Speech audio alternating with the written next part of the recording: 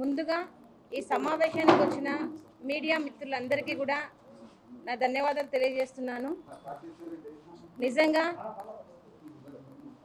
మీరు నాకు చేస్తున్న సపోర్టు అంతా ఇంత కాదండి, అందుకే మీకు ధన్యవాదాలు తెలియజేస్తున్నాను.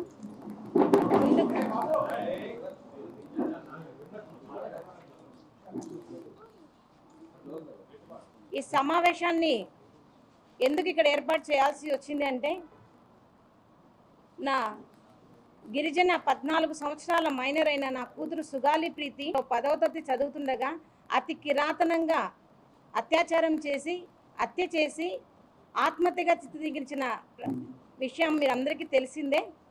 ఆ విషయంకై నేటి వరకు 8 సంవత్సరాలుగా ఒక కుంటిదాన్నైన నేను పోరాటం చేస్తూనే ఉన్నాను. మరి ఇప్పటికీ కూడా న్యాయం అనేది ఏకోశాన జరగడం లేదు. మరి పవన్ కళ్యాణ్ గారు ప్రతిపక్షంలో ఉన్నప్పుడు సుగాలి ప్రీతి కేసుకి నేను న్యాయం చేస్తాను, సుగాలి ప్రీతి కేసు తల్లిదండ్రులతోనే మేము ఉంటాము అని అండగా ఇచ్చి మాట ఇచ్చి ఇప్పుడు డిప్యూటీ సీఎం అయిన తర్వాత మరి సుగాలి ప్రీతి కేసుని గాలికి వదిలేసిన విషయం కూడా మీకు అందరికీ తెలియజేస్తా ఉన్నాను.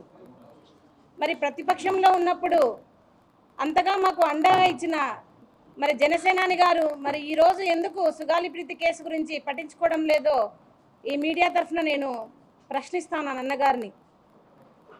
అన్న, మీరే మాకు మాట ఇచ్చారు, ఖచ్చితంగా కూటమి ప్రభుత్వం వస్తుంది, ప్రభుత్వం వచ్చిన ఫస్ట్ సంతకమే సుగాలి ప్రీతి కేసు అన్నారు. మరి మీరు వచ్చి కూడా అధికారంలోకి 14 నెలలు పూర్తి అయినా కూడా ఇప్పటి వరకు కూడా సుగాలి ప్రీతి కేసులో ఏ విషయం కూడా ముందుకు సాగలేదు. మరి ఎందుకు ఇంత వ్యత్యాసం అని నేను అడుగుతా ఉన్నాను.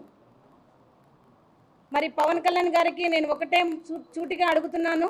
మరి రేపు సెప్టెంబర్ 4వ తేదీన అసెంబ్లీ సమావేశాల్లో ఖచ్చితంగా సుగాలి ప్రీతి కేసు గురించి చర్చించాలి.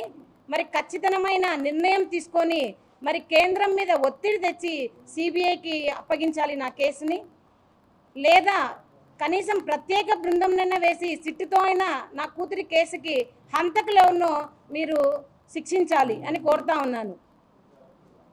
మరి అదేవిధంగా మరి ఈరోజు సేనాని గారు మరి సేనాతో సేనాని అని మీరు ఒక విస్తూర్ణమైన కార్యక్రమం పెట్టారు.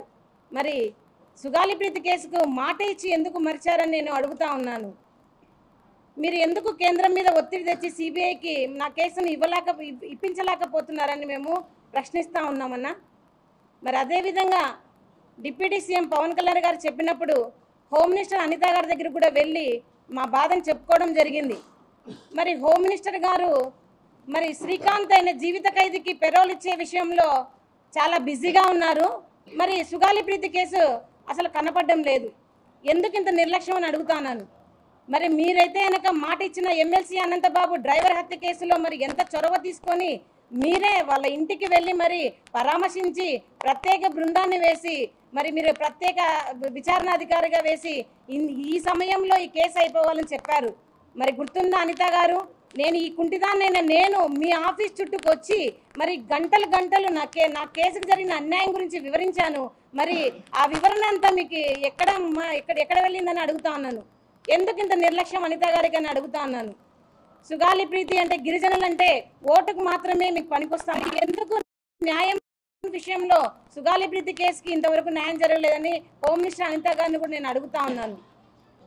మరి రాబోయే కాలంలో ఖచ్చితంగా సుగాలి ప్రీతి కేసుకి న్యాయం జరగకపోతే ఖచ్చితంగా మేము గవర్నర్ని అపాయింట్మెంట్ తీసుకొని గవర్నర్ గారికి కూడా మాకు జరిగిన అన్యాయాలు అక్రమాల గురించి కూడా మేము గవర్నర్ గారికి తెలియజేసుకొని న్యాయం కోసం మేము గవర్నర్ గారిని అర్జిస్తామని చెప్తున్నాను.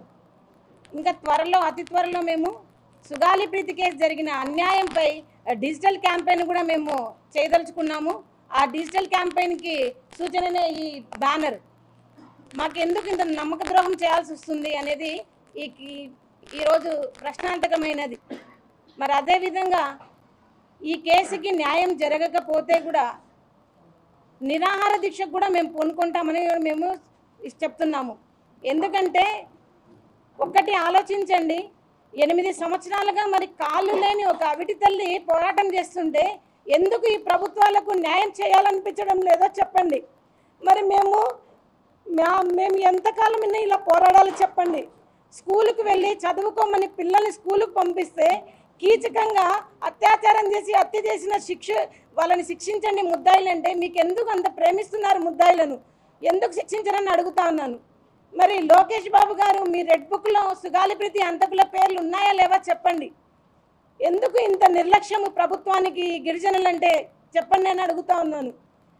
మరి నేను ఈడ్చుకుంటూ ప్రతి ఆఫీస్ చుట్టూ నేను నా కూతురు గురించి చెప్తున్నానే, మరి ఒక్కరన్నా స్పందించడం లేదు ఎందుకు? ప్రతిపక్షంలో ఉన్నప్పుడు సుగాలి ప్రీతి కేసు గుర్తున్నప్పుడు అధికారంలోకి వచ్చిన తర్వాత ఎందుకు మీకు గుర్తుకు రాదని నేను అడుగుతున్నాను. మీరు న్యాయం చేయలేరా? చేస్తారా చెప్పండి. ఒకవేళ న్యాయం జరగని పక్షంలో నిజంగానే మంగళగిరి పార్టీ ఆఫీస్ దగ్గర, జనసేన పార్టీ ఆఫీస్ దగ్గర నేను ఆమరణ నిరాహార దీక్ష కూడా మేము పూనుకుంటాము. ఎందుకంటే ఒక తల్లిగా నా బాధ, నా కూతురికి మనశ్శాంతిని కలిగించాలా. ఆ మనశ్శాంతి కలిగించడానికి నేను ఎంత దూరమైనా పోరాటం చేస్తానని మీడియా ముఖంగా తెలియజేస్తున్నాము.